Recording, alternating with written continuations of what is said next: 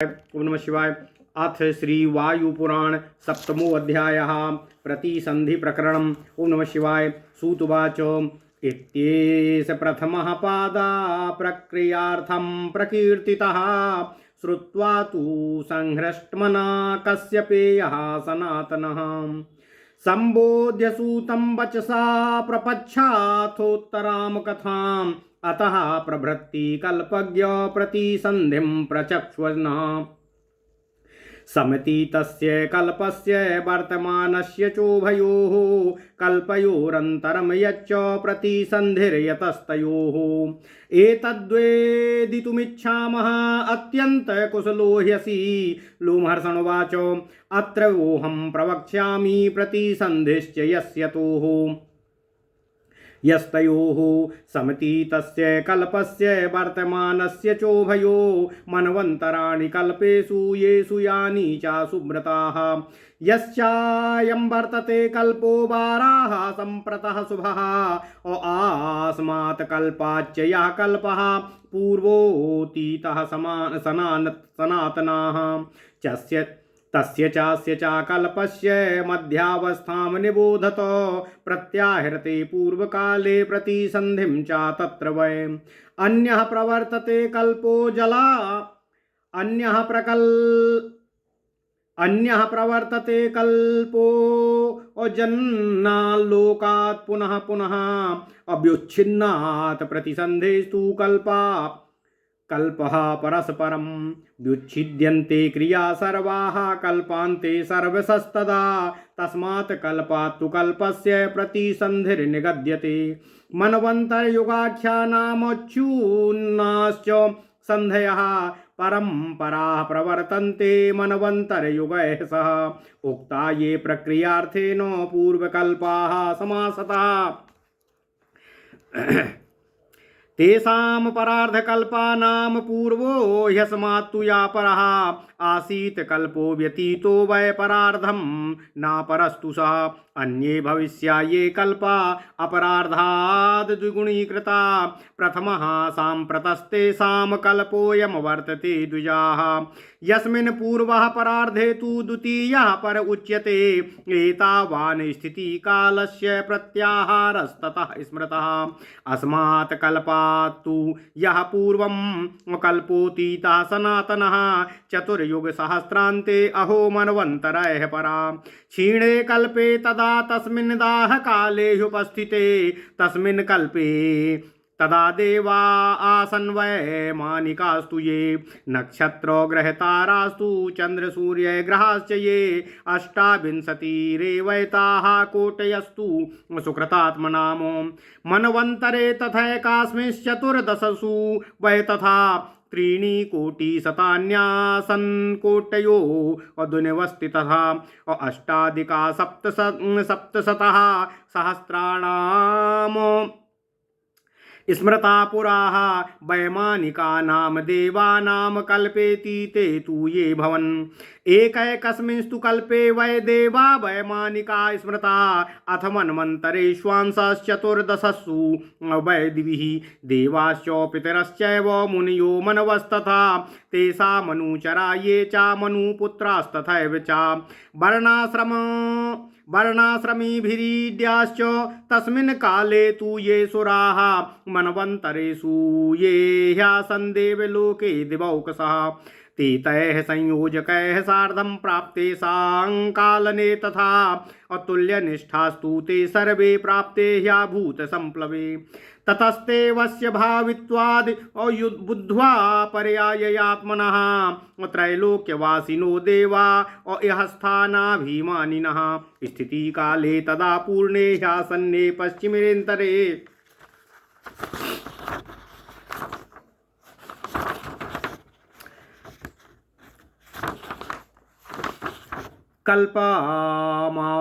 कल्पवासानिका देवाः तस्मिन् प्राप्ते ह्युपालवेः ह्युपप्लवैः तैनोत्सुक्यान् विषादेनो त्यक्त्वा स्थानानि भावतः महरलोकाय संविघ्नास्ततस्ते दधिरे मतिम् ते युक्ता उपपद्यन्ते महसि स्थैः शरीरकैः विशुद्धि बहुला सर्वे मानसीं सिद्धिमास्थिताः औकः कल्पवासिभिः सार्धं महानासादितस्यु दस्तुतय ब्राह्मण क्षत्रियैर्वैश्यैस्तम्भक्तैश्चापरार्जनैः मत्वा तु ते महरलोकम देव संघाश्चतुर्दशः ततस्ते जनलोकाय सोद्वेगादधिरे मतिं विशुद्धि बहुला सर्वे मानसीं सिद्धिमास्थिताः अतः कल्पवासिभिः सार्धं महानासादि तस्तु यैः दशकृत्व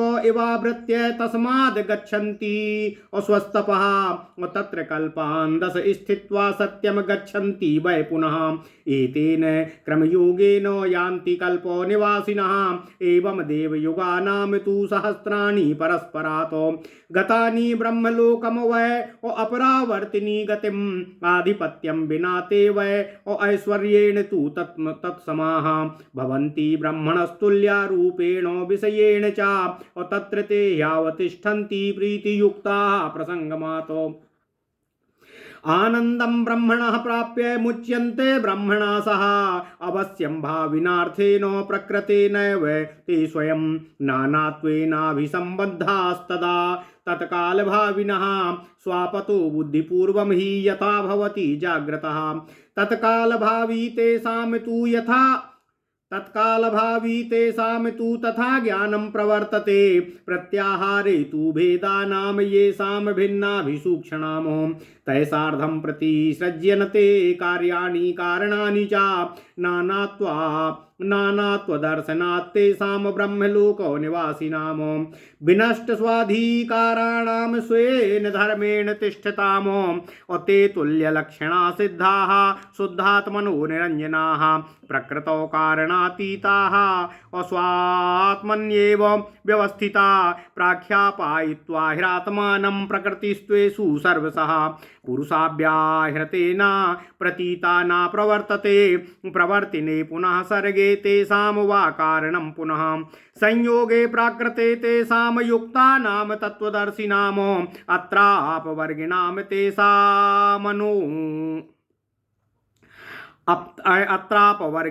तेषां पुनमार्गागामिनाम् अभावः पुनरुत्पातो शान्तानामर्चिषामिव ततस्तेषु गतेत पूर्ध्वं त्रैलोक्यात्महत्यसुमसुः तैसार्धं ते महरलोकात् तदा नासादिता जनाः तच्छिष्टास्येह तिष्ठन्ति कल्पादेहमुपासते गन्धर्वाद्या पिशाचान्ता मानुषा ब्रह्मणादया पशवः पक्षिणाश्चैव स्थावराः ससरीसृपाः तिष्ठत्तु तेषां तत्कालां पृथ्वीतलवासिषु सहस्रम यत्तु रश्मीनां सूर्यस्य विभासते ते सप्तरश्मयो भूत्वा ह्यैकेको जायते रविः अक्रमेणोत्तिष्ठमानास्ते त्रीन् प्रदह्यन्त्युताः जङ्गमं स्थावरं चैव नदीः सर्वाश्च पर्वतान् अपूर्वे शुष्काह्यना वृष्ट्याः असूर्यस्तैश्च प्रधूपिताः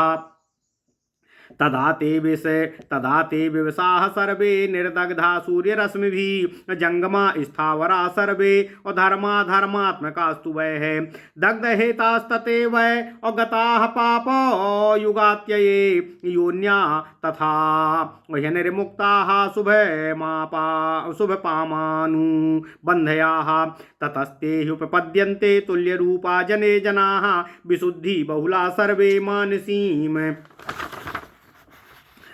सिद्धिमा स्थिताः उषित्वा रजनीं तत्र ब्रह्मणो व्यक्तजन्मनः पुनः सर्गे भवन्ति ब्राह्मणो मानसी प्रजाः ततस्ते स्वाप्रवृत्तेषु जने त्रैलोक्यवासिषु निर्दग्धेषु चालोकेषु तेषु सूर्यैस्तु सप्तभिः भ्रष्टयाचितो प्लावितायाम् अभिशीर्णे स्वालयेषु च समुद्राश्चैव मेघाश्च आपः सर्वाश्च पार्थिवाः अव्रजन्त्ये कारणवत्वं हि असलिलाख्यातस्तदाश्रिताः आगतागतिकं तद्वै यदा तु सलिलं बहु संख्याद्ये माम स्थिताम भूमि मरणवाख्या तदा सा च आभान्ति यस्मान्नाभान्ति भासन्तो व्याप्ति दीप्तिषु सर्वतः समनुप्लाव्य तासां चाम्भो विभाव्यते सदाम्भास्तनु ते यस्मात् सर्वा पृथिवीं समन्तताः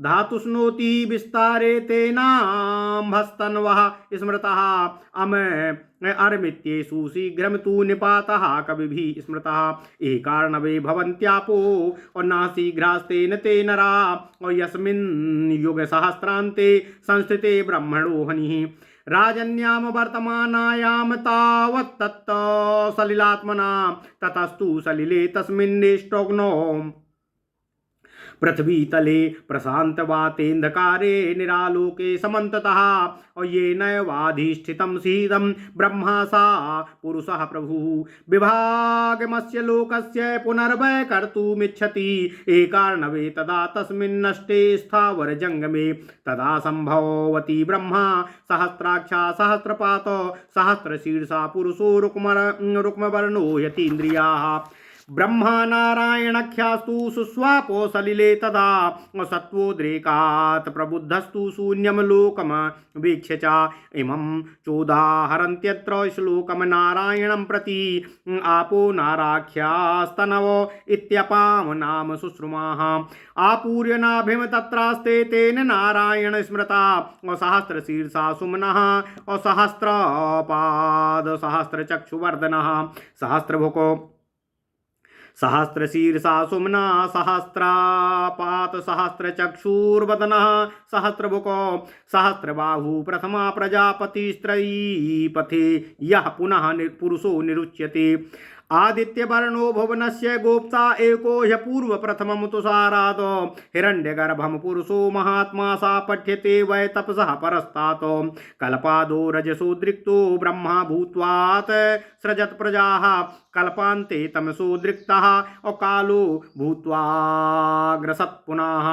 सा वै नारायणस्तु सत्वोद्रिकोर्णवे स्वपं त्रिधा विभज्य चात्मानं त्रैलोक्ये समवर्तत सृजते ग्रस्ते चैव दीक्षते चात्रिभिस्तुतान् एकार्णवे तदा लोके नष्टे स्थावरजङ्गमे चतुर्युग सहस्रान्ते सर्वतः सलिलाव्रते ब्रह्मा नारायणाख्यास्तु अप्रकाशार्णवे स्वपन् चतुर्विधा प्रजाग्रस्त्वा ब्रह्माण्ड्यां रात्र्यां महार्णवे पश्यन्ति तं महर्लोकात् सुप्तं कालं महर्षयः भृग्वादयो यथा सप्तो कल्पे ह्यस्मिन् महर्षयः ततो विवर्तमानस्तैर्महान् परिगतः परः गत्यर्था दृश्यो धातोर्नाम निर्वृत्तिरादिता तस्माद्रसी परत्वेन महास्तस्मान् महर्षयः।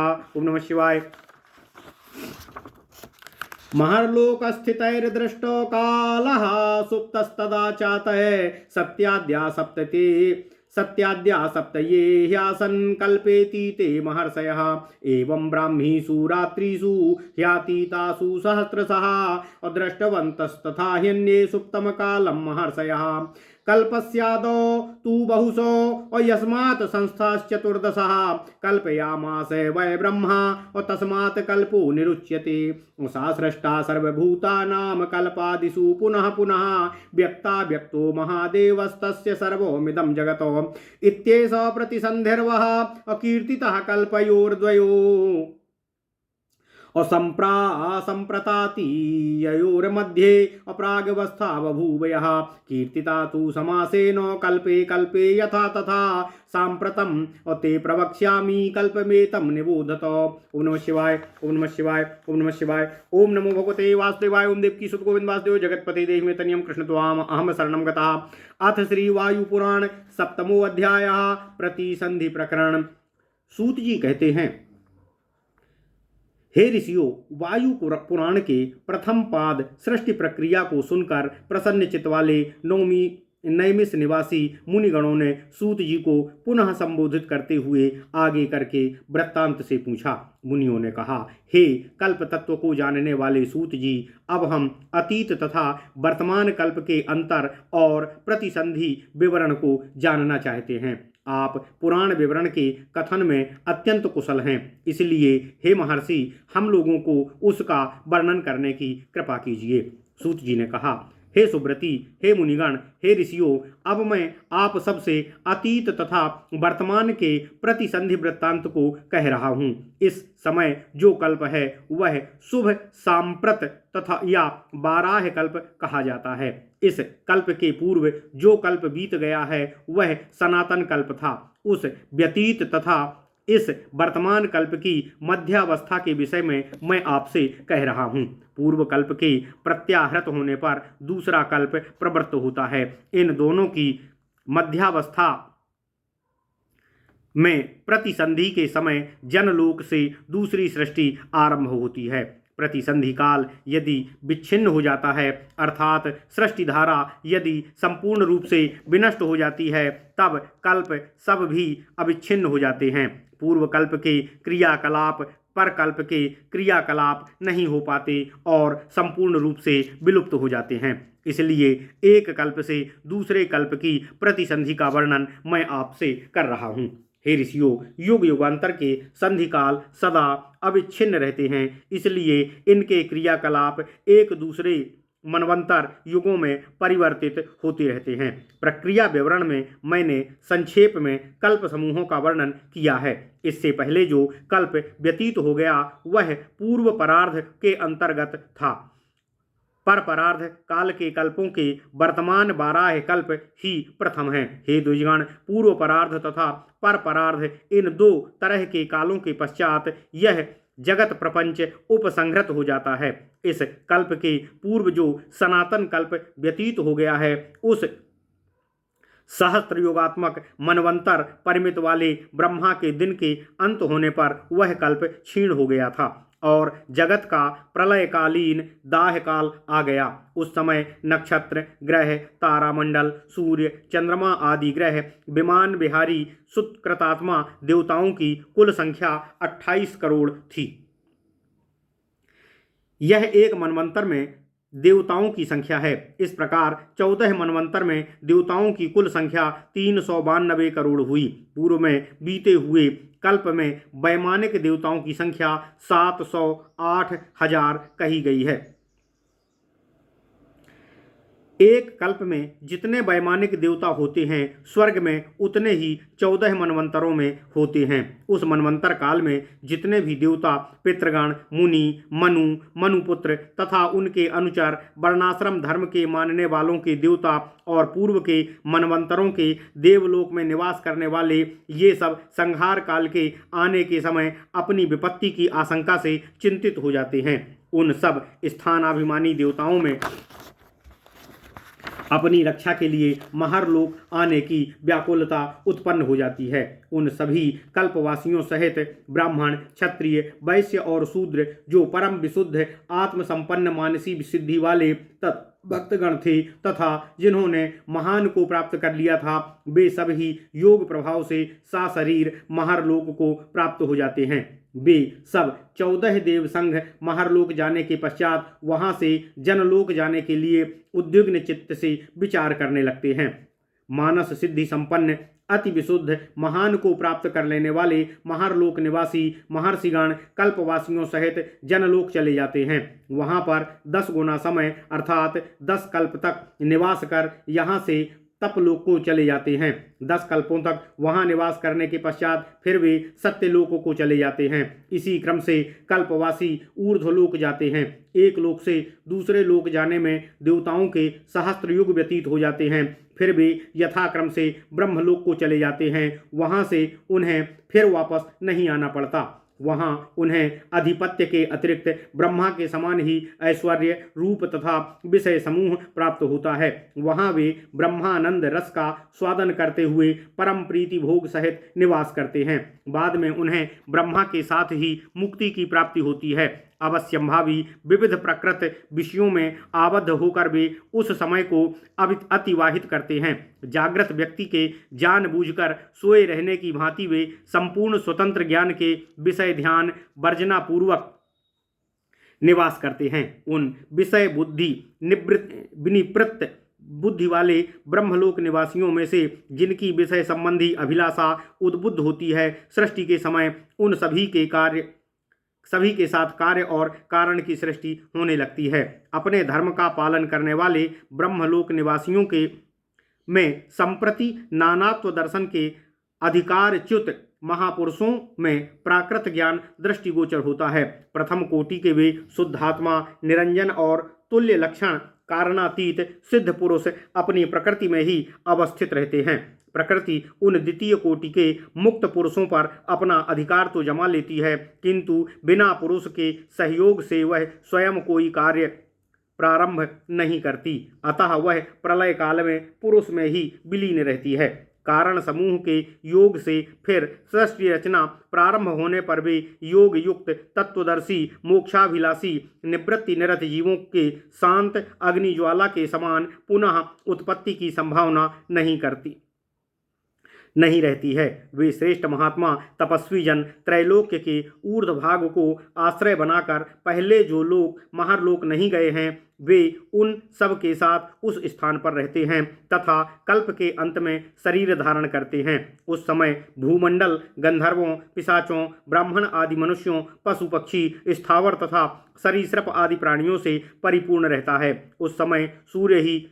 उस समय सूर्य की सहस्त्र किरणें विभाजित होकर 7 सूर्य का रूप धारण कर लेती हैं। तब सूर्योदय के समान त्रैलोक्य दग्ध होने लगता है। स्थावर, जंगम, नदी, पर्वत जो पहले ही वर्षा न होने के कारण सूख गए थे, वे सूर्य ताप से दग्ध होते हैं। उस समय सूर्य के ताप से सब कुछ जल जाता है। सभी धर्मात्मा तथा अधर्मात्मा पार्थिव शरीर के जल जाने से पाप रहित हो जाते हैं तथा अपने शुभाशुभ कर्मों के कारण उसके अनुसार विभिन्न योनियों में प्रवेश करते हैं। इसी क्रम से वे सब सारूप्य मुक्ति प्राप्त कर जनलोक तक जाते हैं। जो लोग पवित्र, शुद्ध, मानसी सिद्धि संपन्न होते हैं, वे सब अव्यक्त अजन्मा ब्रह्म की रात्रि बिताकर फिर सृष्टि के समय ब्रह्मा के मानस पुत्रों के रूप में उत्पन्न होते हैं। जब त्रैलोक्य के वासी जनलोक जाने के लिए शेष नहीं रहते, तब प्राणीहीन तीनों लोक 7 सूर्य द्वारा दग्ध हो जाते हैं। क्षिति तल वर्षा से प्लावित हो जाता है तथा लोकालय विनष्ट हो जाता है। समुद्र, मेघ तथा पृथ्वी इन तीनों की जलराशि एक साथ मिलकर एक महासागर का रूप धारण कर लेती है। जब पानी अलग अलग जगहों पर अधिक मात्रा में एकत्रित हो जाता है, तब भी वे उसे पानी ही कहा जाता है, किंतु जब वह पानी आपस में मिलकर बहुत बड़ी मात्रा में पृथ्वी के एक बड़े भाग में एकत्रित हो जाता है, तब उसे समुद्र नाम दिया जाता है। आभा द्वारा प्रकाशित सब होते हैं तथा उसके बिना कुछ प्रकाशित नहीं होता, किंतु अपनी व्याप्ति तथा दीप्ति द्वारा विभासित अर्थात ज्ञान गोचर होता है, अतः उसे अम्भ कहते हैं। वह अम्भ समस्त पृथ्वी को विस्तारित करता है, इसलिए विस्तारार्थक धातु तनु से निष्पन्न तनु शब्द भी जल को कहा गया है। अर्थात शीघ्र गणनार्थक है। एकारणों काल में जल शीघ्रगामी नहीं होता है, अतः जल का एक नाम नार है। सहस्त्र युगात्मक ब्रह्मा के दिन के व्यतीत हो जाने पर रात्रि काल उस एकारणों के रूप में व्यतीत होती है। अग्नि के नष्ट हो जाने पर पृथ्वी तल पर घनघोर अंधकार छा जाता है, वायु निश्चल हो जाती है, सभी लोग जल से भर जाते हैं। तब उस जल में निवास करने वाली पुरुष रूपी प्रभु ब्रह्मा के मन में उस समय पुनः लोकों के विभाजन की अभिलाषा उत्पन्न होती है। उसी स्थावर जंगात्मक सृष्टि के नष्ट हो जाने पर केवल समुद्र ही शेष रह जाता है। तब वे ब्रह्मा सहस्त्र नेत्र, सहस्त्रपाद, सहस्त्र शीर्ष, स्वर्ण वर्ण वाली उत्साह संपन्न मूर्ति धारण करते हैं। उस समय वे उस जलराशि के मध्य शयन करते रहते हैं। उस अवस्था में उन्हें नारायण के नाम से संबोधित किया जाता है। फिर जब उनके सत्वगुण का उद्रेक अर्थात वृद्धि होता है, तब वे प्रबुद्ध होकर शून्याकार सभी लोगों को देखकर सृष्टि कार्य में प्रवृत्त होते हैं। नारायण के संबंध में इस प्रकार श्लोक प्रचलित है। जल का नार तथा तनु भी नाम है। इस पर